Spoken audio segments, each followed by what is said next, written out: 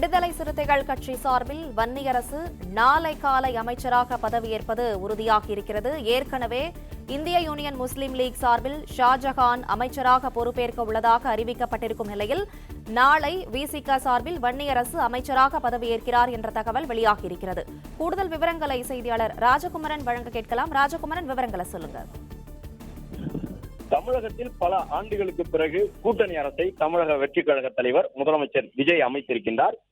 இந்த நிலையில்தான் கூட்டணி முறையிலே காங்கிரஸ் கட்சி, இந்திய யூனியன் முஸ்லீம் லீக், விடுதலை சிறுத்தைகள் ஆகிய கட்சிகள் இணைய இருக்கின்றார்கள். ஏற்கனவே காங்கிரஸ் கட்சிக்கு 2 அமைச்சரவை இடங்கள் வழங்கப்பட்டு உயர்கல்வித்துறை, சுற்றுலாத்துறை என்கின்ற 2 முக்கிய துறைகளை முதலமைச்சர் வழங்கியிருக்கின்றார். அதன் தொடர்ச்சியாக இந்திய யூனியன் முஸ்லீம் லீக்கும் அமைச்சரவையிலே இடம்பெறப் போகின்றோம் என்பதற்கான வெளியிட்டிருந்தார்கள்.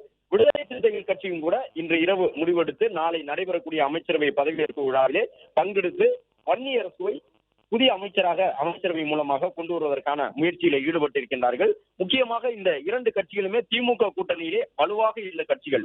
ஒருபோதும் திமுகவின் கூட்டணியை விட்டு நாங்கள் வெளியில் வர மாட்டோம் என்று சொன்ன கட்சிகள் இப்பொழுது விடுதலை சிறுத்தைகள் கட்சியும் இந்திய யூனியன் முஸ்லீம் லீக்கும் தமிழக வெற்றி கழக தலைவர் விஜயோடு கைகோத்திருக்கின்றார்கள்.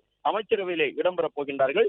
நீண்ட பல ஆண்டுகளாக ஆட்சியில் பங்கு, அதிகாரத்தில் பங்கு என்று குரல் எழுப்பி வந்த விடுதலை சிறுத்தைகள் கட்சியினுடைய தலைவர் திருமாவளவனுக்கு தற்பொழுது தமிழக அமைச்சரவையிலே இடம் கொடுத்திருக்கின்றார் தவேக தலைவர் முதலமைச்சர் விஜய். எனவே அவர்களும் நாளை அமைச்சரவையில் பங்கு பெற்று அவர்களுக்கான துறையை பெற இருக்கின்றார்கள். ஆதிதிராவிட நலத்துறை மற்றும் சிறுபான்மையினர் நலத்துறை என்று 2 துறைகளுக்கு இதுவரை அமைச்சர்கள் நியமிக்கப்படவில்லை. எனவே பிரதிநிதித்துவத்தின் அடிப்படையிலே சிறுபான்மையினர் நலத்துறை இந்திய யூனியன் முஸ்லீம் லீக் கட்சிக்கும், அதே நேரம் விடுதலை சிறுத்தைகள் கட்சி விரும்பி கேட்டுக்கொண்டதால் அவர்களுக்கு ஆதிதிராவிட நலத்துறையும் வழங்கப்படும் என்று எதிர்பார்க்கப்படுகின்றது.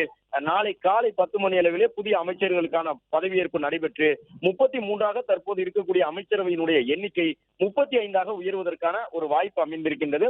நாளை காலை அமைச்சரவை பதவியேற்பு விழா நடைபெறும் என்பது ஏறக்குறைய உறுதி செய்யப்பட்டிருக்கின்றது. ஆளுநர் மாளிகை தரப்பிலிருந்து இன்னும் சற்று நேரத்திலே அதிகாரப்பூர்வமாக அந்த அறிவிப்பினை வெளியிட இருக்கின்றார்கள். விடுதலை சிறுத்தைகள் கட்சியினுடைய தலைவர் திருமாவளவனை பொறுத்தவரை கடந்த 2 ஆண்டுகளாகவே அந்த ஒரு கோரிக்கையை முன்வைத்துக் கொண்டிருந்தார்.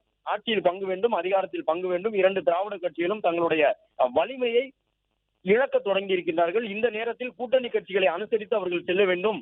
2 திராவிட கட்சிகளும் ஆட்சி அதிகாரத்தில் பங்கு கொடுப்பதாக சொல்லிதான் தேர்தலை சந்திக்க வேண்டும் என்று வலியுறுத்த தொடங்கி 2 ஆண்டுகள் ஆகிவிட்டது. திருமாவளவன் தேர்தல் அரசியலிலும், அதாவது மாநில அரசியலுக்கு வர வேண்டும் என்று அவர் விருப்பப்பட்டிருந்தார். காட்டுமன்னார் கோவில் சட்டப்பேரவை தொகுதியிலே போட்டியிடுவதற்கான ஒரு வாய்ப்பை எதிர்நோக்கி இருந்தார். விடுதலை சிறுத்தைகள் கட்சியின் சார்பில் தாம் போட்டியிடுவதாகவெல்லாம் அறிவிப்பினை வெளியிட்டிருந்தார். ஆனால் திமுகவிடமிருந்து வந்த எதிர்ப்பு காரணமாக அவர் பின்வாங்கியதாக சொல்லப்பட்டிருந்தது. இந்த நிலையில் தான் தவேக சார்பில் அமைந்திருக்கக்கூடிய அமைச்சரவையிலே கூடுதலாக 2 அமைச்சர்கள் நியமிக்கப்பட வாய்ப்பு உள்ள நிலையில் அந்த 2 இடத்திலே தமிழக வெற்றி கழகத்தின் சார்பில் அறிவிக்கப்பட்டிருக்கக்கூடிய அந்த அமைச்சர்களாக விடுதலை சிறுத்தைகள் கட்சியினுடைய ஒருவரும், இந்திய யூனியன் முஸ்லீம் லீக் கட்சியினுடைய ஒருவரும் என்று 2 உறுப்பினர்கள் இடம்பெறுவார்கள் என்பது உறுதி செய்யப்பட்டிருக்கின்றது. தமிழக அரசியல் வரலாற்றிலே முதல் முறையாக விடுதலை சிறுத்தைகள் கட்சி ஆட்சி அதிகாரத்தில் பங்கெடுக்க போகின்றார்கள்.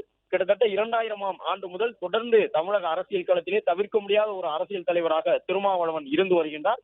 பல்வேறு வகையிலே அரசியல் வேறுபாடுகளுக்கு அப்பாற்பட்டு கருத்தியல் அரசியலை முன்னெடுக்கக்கூடிய தலைவராகவும் திருமாவளவன் இருந்திருக்கின்றார். திமுக கூட்டணிக்கு பக்கபலமாக அவர் இருந்து வந்த சூழ்நிலையிலும், அதிமுகவோடு சில காலங்கள் அவர் கூட்டணி வைத்திருந்த நிலையிலும் ஆட்சி அதிகாரத்தில் பங்கு பெறக்கூடிய விதமாக திருமாவளவனுக்கு அமைச்சரவையிலே எந்த கட்சியும், அந்த 2 கட்சியில் எதுவும் வாய்ப்பு வழங்காத நிலையிலே இப்பொழுது தமிழக அரசியலில் ஏற்பட்டிருக்கக்கூடிய மாற்றம், முதலமைச்சர் விஜய் விரும்பி திருமாவளவன் அமைச்சரவையிலே இடம்பெற வேண்டும், விடுதலை சிறுத்தைகள் கட்சி அமைச்சரவையிலே இடம்பெற வேண்டும் என்று தொடர்ந்து வலியுறுத்தி வரக்கூடிய நிலையில் தான் விடுதலை சிறுத்தைகள் கட்சியினுடைய வன்னியரசு நாளை அமைச்சராக பொறுப்பேற்றுக் கொள்வார் என்று எதிர்பார்க்கப்படுகின்றது. ஏற்கனவே தவேக சார்பிலே விடுதலை சிறுத்தைகள் கட்சி உள்ளிட்டவர்கள் எல்லாம் சென்று சந்தித்திருந்தார்கள்.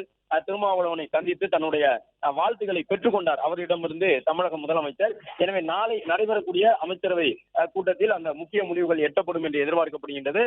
அமைச்சரவையிலே வன்னியரசு மற்றும் ஐயுஎம்எல்னுடைய ஷாஜஹான் ஆகிய இருவரும் அமைச்சர்களாக பொறுப்பேற்றுக் கொள்வதும் உறுதி செய்யப்பட்டிருக்கின்றது. 4 நூற்றாண்டுகளாக தமிழக அரசியல் களத்தில் இருந்து வரக்கூடிய திருமாவளவனுக்கு நாளைய நாள் ஒரு முக்கியமான நாளாக பார்க்கப்படுகின்றது. விடுதலை சிறுத்தைகள் கட்சியினர் முதல் முறையாக ஆட்சி அதிகாரத்தில் பங்கெடுக்கப் போகின்றார்கள்.